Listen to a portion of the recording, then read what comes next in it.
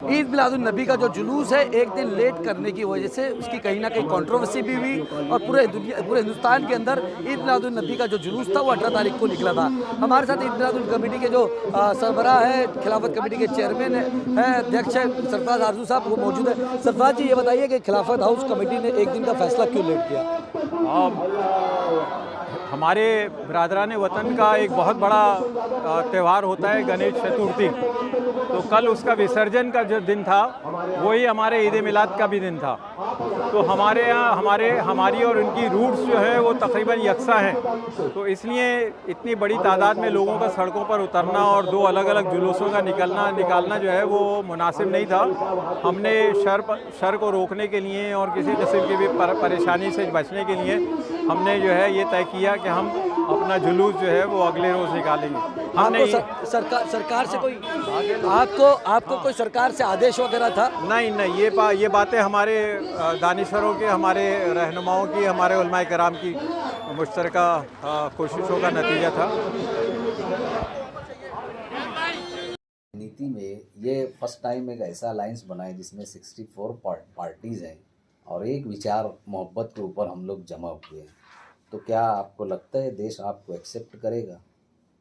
देखिए, ये वो लोग नहीं है जिनको कुछ नया चीज़ बनाना है, स्थापित करना है, ऑलरेडी है बहुत। अगर वोट के हिसाब से देखेंगे तो वोटों की बहुमत तो हमारे पास है। इंडिया गठबंधन की वोट परसेंटेज को देश भर में आप जोड़ेंगे, लेकिन जो गणित होता है राजनीति का, वो सीधा गणित नहीं होता। इसमें केमिस्ट्री भी चाहिए, इसमें आपको बायोलॉजी भी चाहिए, सारी चीज़ चाहिए। तो सारे ही जो विज्ञान है और जो हमारी लर्निंग्स हैं, जो नॉलेज है, उसका इस्तेमाल चाहिए होगा। आपस में समन्वय बनाना पड़ेगा। बिल्कुल ठीक कह रहे हैं, इतना आसान नहीं होता। इतने अलग अलग संगठन अलग अलग दिशाओं में भी चलते हैं, लेकिन यही देश की खूबसूरती है। ये देश आबाद रहेगा, देश तरक्की करेगा और देश को ऐसा नेतृत्व मिलेगा जहाँ एक दूसरे की राय की कदर हो।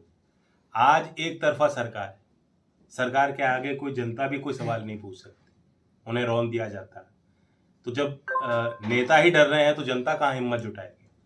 डीजल पेट्रोल के भाव बढ़ गए, बिजली महंगी हो गई, बेरोजगारी बढ़ गई, आर्थिक तंगी हर घर में है। कौन नहीं महसूस कर रहा? सबको बुरा लगा कि एक तरफ हमारे जवान शहीद हो रहे हैं और दूसरी तरफ तो सबसे बड़ी देश की पार्टी और दुनिया की सबसे बड़ी पार्टी अपने आप को कहती है, वो अपने केंद्रीय कार्यालय पर जश्न मना रही थी। G20 का जश्न मनाया जा रहा था। इतनी तो इज्जत उनको भी रखनी चाहिए थी कि देश के ये इतनी बड़ी कुर्बानी जिन्होंने दी है उनका सम्मान रखा जाता है। उस तारीख में वो ऐसा जश्न नहीं करना था, लेकिन कोई सवाल आज नहीं कर पा रहा, क्योंकि इतनी बड़ी बहुमत लोगों ने दे दी है और इस तरह से वो डोमिनेट कर रहे हैं। तो संतुलन आएगा। लोग बहुत जागरूक हैं। आखिरकार मतदाता को फैसला लेना है, किसी की कोई मजबूरी नहीं है। अच्छे नेतृत्व को पहचान कर उसे बढ़ाएंगे लोग। और इंडिया के इस गठबंधन में बहुत मैच्योर लीडर हैं, मुख्यमंत्री रह चुके हैं, अपनी पार्टियों को बना के उन्होंने कई दशकों चलाया है। ऐसे लीडर हैं। कांग्रेस का एक बड़ी भूमिका इसमें है। तो सब लोग मिलकर काम करें। सर, आज एनडीए जो है नज़र बैठाए बैठी है कि ये इंडिया गठबंधन का जो है कभी भी अलायंस टूट भी सकता है, क्योंकि सीटों के बंटवारे के लिए कुछ ना कुछ तो आदमी आ गया। आज कुछ ना कुछ कलर होगा सीट बंटवारे को लेकर। लीडरशिप है, आपस में फर्क होता है, दिक्कतें होती हैं, बातचीत होंगी, खींचतान होगी। एक आध बयान भी ऐसे आएंगे कि आप लोग विचलित हो सकते हो, फिर कह सकते हो इंडिया नहीं चल रहा, चलेगा। और एनडीए तो कहीं है ही नहीं। इंडिया तो है, एनडीए कहाँ दिखाई पड़ रहा है? तो एक तरफ बीजेपी है। यूपी की राजनीति में जो भी प्राइम मिनिस्टर होता है वो यूपी से ही जाता है, क्योंकि हमेशा नहीं, लेकिन यूपी बहुत बड़ा है स्टेट है, 80 सीटें हैं। तो यूपी में सबसे ज्यादा जिम्मेदारी आप पे और अखिलेश यादव पे है, क्योंकि यूपी में अगर बीजेपी को रोका जाएगा, बीजेपी का रथ रोका जाएगा, तभी दिल्ली की सही बात है। इसके ऊपर आज के प्रधानमंत्री भी यूपी से आते गुजरात से हैं, लेकिन जनप्रतिनिधि वो यूपी ने उनको चुनकर भेजा है। तो जवाबदेही तो उनकी ज्यादा बन गई। जनता उनसे ज्यादा सवाल करेगी और पूछेगी और हिस्सा लेगी और मांगेगी। और लाजमी है 2 टर्म अब प्रदेश में भी उनकी सरकार चल रही है। ऐसा तो है नहीं कि यूपी टॉप पे आ गया। आप यूपी की आज तुलना महाराष्ट्र से नहीं कर सकते। उत्तर प्रदेश में बड़े बड़े शहर हैं स्थापित, पुराने कानपुर जो है मैनहट्टन कहा जाता था भारत का। लखनऊ के अदब को और आदाब को लोग पहचानते हैं, उनकी संस्कृति लखनऊ की पुरानी है। पश्चिम में आप आएंगे तो नोएडा, मेरठ, इतने बड़े बड़े विकसित क्षेत्र हैं।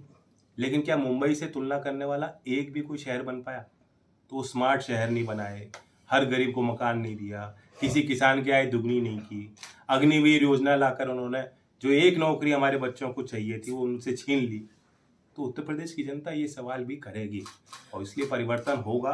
2024 में अच्छे परिणाम आए। अन्ना टीम के जो है एक सवाल हो गया सर, इतना तो PhD हो जाएगी। चलो